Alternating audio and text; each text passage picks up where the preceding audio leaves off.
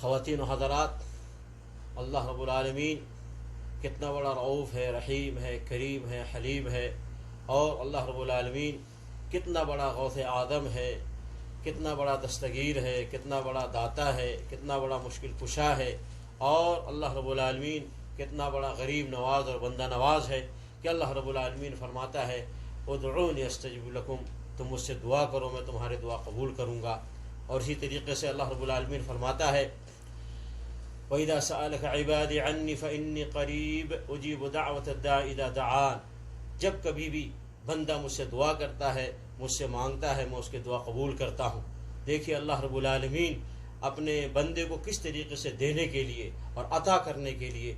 اللہ رب العالمین حکم دے رہا ہے، بندو تم مجھ سے مانگو، اور جب کبھی بھی تم مانگو گے میں تمہیں عطا کروں گا، کیونکہ میں تم سے قریب ہوں۔ اور اللہ رب العالمین نے یہ نبیوں کو تعلیم دیا، رسولوں کو تعلیم دیا، چنانچہ جتنے انبیاء اور رسول دنیا میں گزرے سبوں نے اللہ رب العالمین سے دعائیں کی، اللہ رب العالمین سے مانگا، انہیں جس چیز کی بھی ضرورت ہوئی، جس چیز کی بھی انہیں ضرورت ہوئی، جو چیز بھی انہیں چاہیے تھا، اللہ رب العالمین سے طلب کیا، سوال کیا، مانگا، اور جو پریشانی اور تکلیف آئی زندگی کے اندر اللہ رب العالمین سے التجا کیا، فریاد کیا۔ دیکھیے اللہ رب العالمین نے قرآن مجید کے اندر اس چیز کو بیان فرمایا ہے۔ جب نوح علیہ السلام کا ذکر کیا اللہ رب العالمین نے، تو اللہ رب العالمین نے فرمایا فَدَعَا رَبَّهُ أَنِّي مَغْلُوبٌ فَانتَصِرْ، نوح علیہ السلام نے اللہ رب العالمین سے دعا کیا، اے اللہ اے میرے رب، میں مغلوب ہوں اپنی قوم کے سامنے، میری مدد فرما۔ دیکھیے اللہ رب العالمین سے نوح علیہ السلام نے مدد کے لیے طلب کیا اور التجا کیا اور فریاد کیا۔ اور اسی طریقے سے ابراہیم علیہ السلام کو اولاد کی ضرورت تھی، تو ابراہیم علیہ السلام نے فرمایا رب هب لی من الصالحین۔ اسی طریقے سے زکریا علیہ السلام کو اولاد کی ضرورت تھی، تو اللہ رب العالمین نے فرمایا، قرآن مجید میں اس کا ذکر کیا، هنالک دعا زکریا ربہ قال رب هب لی من لدنک ذریۃ طیبہ انک سمیع الدعاء۔ زکریا علیہ السلام نے پکارا اپنے رب کو اور مانگا اپنے رب سے اولاد۔ اس طریقے سے زکریا علیہ السلام کو اللہ رب العالمین نے اولاد دیا۔ ایسے ہی یونس علیہ السلام تکلیف میں تھے۔ یونس علیہ السلام رات کے اندھیرے میں، سمندر کے پانی کے اندھیرے میں، مچھلی کے پیٹ کے اندھیرے میں اللہ رب العالمین نے ذکر کیا اس کو اور فرمایا فنادى في الظلمات لا الہ الا انت سبحانک انی کنت من الظالمین۔ اس تکلیف کی حالت میں، اس پریشانی کی حالت میں وہاں سے اگر پکارا یونس علیہ السلام نے تو اپنے رب کو پکارا، اور اللہ رب العالمین نے ان کی مدد کی اور وہاں سے ان کو نکال دیا اور نجات دے دیا اس مچھلی کے پیٹ سے۔ اسی طریقے سے ایوب علیہ السلام کا ذکر کیا اللہ رب العالمین نے اور فرمایا وَأَيُّوبَ إِذْ نَادَى رَبَّهُ أَنِّي مَسَّنِيَ الضُّرُّ وَأَنْتَ أَرْحَمُ الرَّاحِمِينَ۔ ایوب علیہ السلام جو بیمار ہو گئے اور کافی ان کی بیمار سخت ہو گئی اور کافی تکلیف میں ہو گئے، پورا جسم ان کا انگ زخمی ہو گیا، ایسی حالت میں انہوں نے اللہ رب العالمین کو پکارا اور فرمایا انی مسنی الضر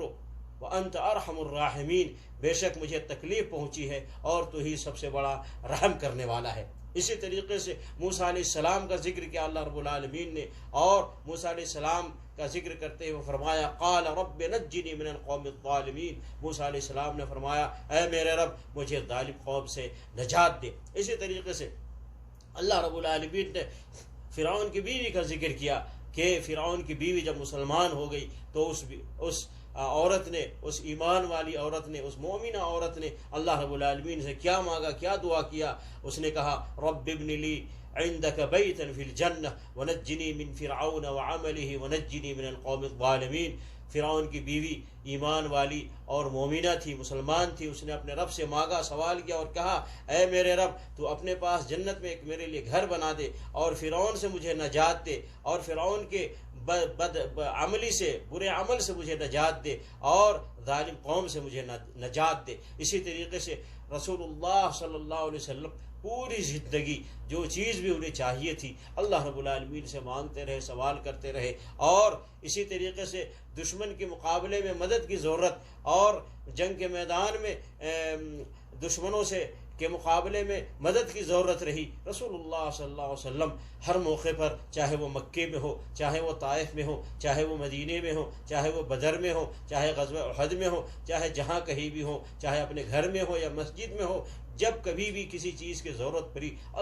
پڑی اللہ رب العالمین سے مانگتے رہے، سوال کرتے رہے، التجا کرتے رہے۔ مسلمانوں ہمیشہ رات ہو یا دن، بالخصوص رمضان کے مبارک مہینے میں کثرت سے اللہ رب العالمین سے دعائیں کرو، التجائیں کرو، فریاد کرو، جس چیز کی بھی حاجت ہے، جس چیز کی بھی ضرورت ہے، مانگو اللہ رب العالمین سے۔ جس پریشانی میں تم مبتلا ہو، دعا کرو اللہ رب العالمین سے، التجا کرو اللہ رب العالمین سے، فریاد کرو اللہ رب العالمین سے کہ وہ پریشانی دور فرمائے، وہ مصیبت دور فرمائے، وہ اس مصیبت کو ٹال دے۔ کیوں کہ اللہ رب العالمین ہر خیر سے نوازنے والا ہے، اور ہر شر اور پریشانی دور فرمانے والا ہے۔ اور خود نبی علیہ السلام نے فرمایا کہ دعوت الصائم،